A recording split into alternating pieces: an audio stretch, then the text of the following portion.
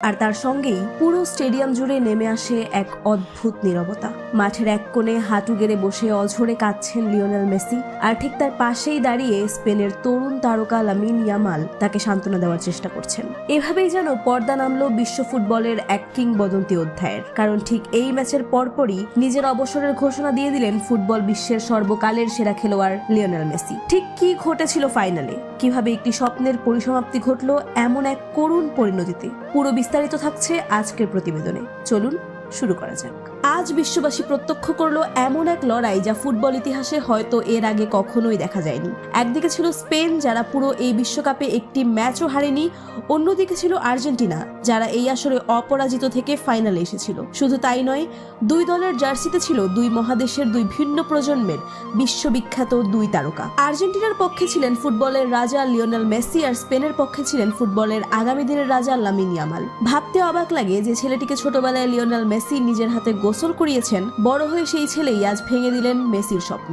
সময়ের এই নির্মম পরিহাস যেন ফুটবলকেই আরো বেশি নাটকীয় করে তুলেছে। যারা আজকের এই ফাইনাল ম্যাচটি সরাসরি উপভোগ করেছেন তারা নিশ্চয়ই লক্ষ্য করেছেন স্পেন ঠিক কতটা আক্রমণাত্মক ফুটবল উপহার দিয়েছে। পুরো ম্যাচ জুড়ে বলের নিয়ন্ত্রণের সিংহভাগ অর্থাৎ প্রায় 90% সময় ছিল স্পেনের খেলোয়াড়দের পায়ে। প্রতিটি মুহূর্তে, প্রতিটি মিনিটে, এমনকি প্রতিটি সেকেন্ডে স্পেনের আক্রমণ ভাগ যেন আর্জেন্টিনার সমর্থকদের হৃদস্পন্দন বন্ধ করে দিচ্ছিল।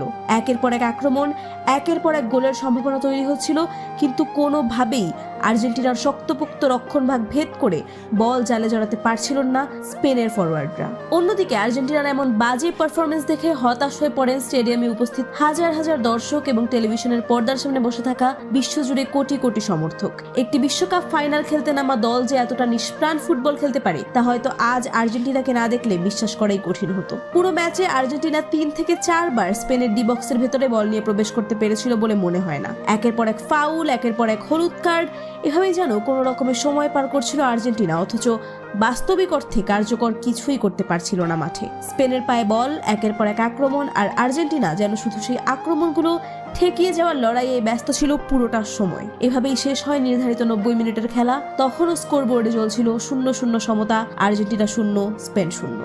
এরপর খেলা গড়ায় অতিরিক্ত সময় 30 মিনিটে। অনেক সমর্থক তখনও আশা করেছিলেন হয়তো এবার ঘুরে দাঁড়াবে আর্জেন্টিনা, কিন্তু বাস্তবে ঘটল ঠিক তার উল্টোটা। আগের চেয়েও যেন আরো এলোমেলো, আরো দিশাহীন ফুটবল খেলতে শুরু করলো দলটি। মাঠে তারা ঠিক কি করছে, কাকে বল দিচ্ছে, কোথায় পাস বাড়াচ্ছে, যেন কিছুই তারা নিজেরাই বুঝে উঠতে পারছিল না। একের পর এক ভুল পাস, উদ্দেশ্যহীন শট, এভাবেই শেষ হয় অতিরিক্ত সময়ের প্রথম 15 মিনিট।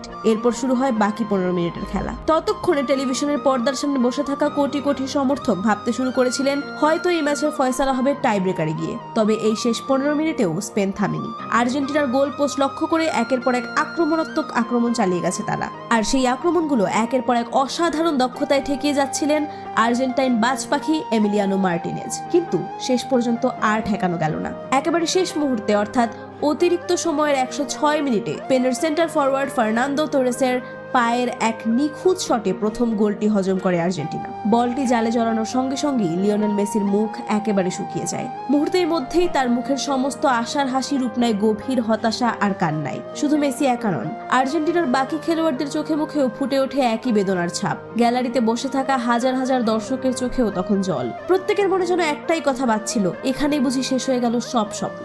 একজন মেসির জীবনের শেষ বিশ্বকাপের স্বপ্ন পূরণ আর হলো না। শেষ পর্যন্ত তাকে খালি হাতেই যেন মাঠ ছাড়তে হলো। যদিও এরপর স্পেন আরো একটি গোল করেছিল আর্জেন্টিনার জালে, কিন্তু অফসাইডের কারণে সেই গোলটি বাতিল ঘোষণা করেন রেফারি। শেষ পর্যন্ত রেফারির দীর্ঘ বাঁশির শব্দে যখন খেলা সমাপ্তির ঘোষণা আসে, স্পেনের খেলোয়াড়রা তখন মেতে ওঠেন উল্লাসে আর বিজয়ের উদযাপনে। ঠিক সেই মুহূর্তে মাঠের অন্য প্রান্তে মাটিতে হাঁটু গেড়ে বসে অঝরে কাঁদছিলেন লিওনেল মেসি, আর ঠিক তখনই এগিয়ে আসেন লামিন ইয়ামাল। নিজের প্রতিপক্ষ দলের এই কিংবদন্তির কাঁধে হাত রেখে তাকে সান্ত্বনা দেওয়ার চেষ্টা করেন। এই দৃশ্যটি মুহূর্তেই প্রতিটি আর্জেন্টাইন সমর্থকের হৃদয় স্পর্শ করে যায়। জয় পরাজয়ের ঊর্ধ্বে গিয়ে প্রতিপক্ষের প্রতি এমন সম্মান আর মানবিকতার প্রকাশ, এটাই হয়তো ফুটবল খেলাটির প্রকৃত সৌন্দর্য এবং মাহাত্ম্য, যা স্কোরবোর্ডের সংখ্যার চেয়েও অনেক বেশি কিছু বলে দেয়। এই ফাইনাল ম্যাচটি নিয়ে বিশ্লেষকদের মধ্যেও শুরু হয়েছে ব্যাপক আলোচনা।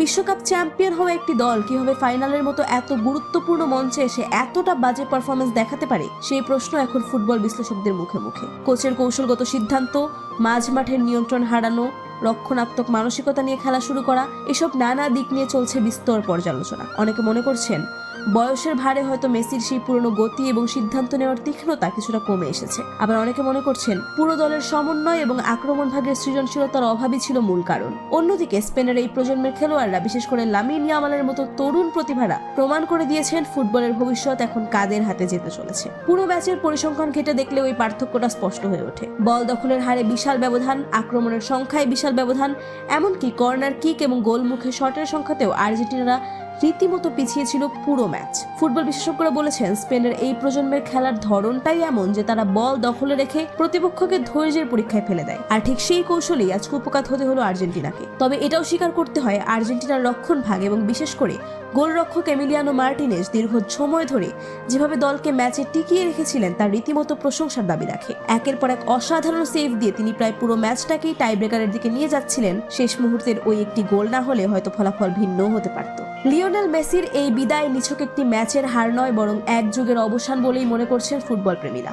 বছরের পর বছর ধরে যে মানুষটি নিজের পায়ের জাদুতে গোটা বিশ্বকে মন্ত্রমুগ্ধ করে রেখেছিলেন, ব্যালন ডিওর জিতেছেন একের পর এক, ক্লাব ফুটবলে অর্জন করেছেন অসংখ্য শিরোপা, জাতীয় দলের হয়ে তুলে ধরেছেন বিশ্বকাপ, তার ক্যারিয়ারের শেষ অধ্যায়টা এভাবে চোখের জলে লেখা হবে তা হয়তো কেউই প্রত্যাশা করেনি। তবে ফুটবল ইতিহাস স্মরণ রাখবে তার অবদান। কোনো একটি ফাইনালের ফলাফল দিয়ে তা বিচার করা যায় না। অন্যদিকে লামিন ইয়ামালের মতো তরুণ প্রতিভার হাত ধরে যেভাবে স্পেন এক নতুন সোনালী প্রজন্মের সূচনা করলো, তা আগামী দিনের বিশ্ব ফুটবলের গতিপথ অনেকটাই বদলে দিতে পারে বলে মনে করছেন বিশেষজ্ঞরা। বয়সে তরুণ হলেও ফাইনালের মতো চাপের ম্যাচে যেভাবে তিনি পরিণত মানসিকতার পরিচয় দিয়েছেন এবং শেষে প্রতিপক্ষের কিংবদন্তিকে সান্ত্বনা দিতে এগিয়ে এসেছেন, তা তাকে ইতিমধ্যেই ভক্তদের কাছে এক বিশেষ জায়গায় বসিয়ে দিয়েছে। তবে ফলাফল যাই হোক না কেন, লিওনেল মেসির ফুটবল ক্যারিয়ার নিয়ে বিশ্বজুড়ে কোটি কোটি ভক্তের হৃদয়ে থাকবে অসংখ্য মধুর স্মৃতি।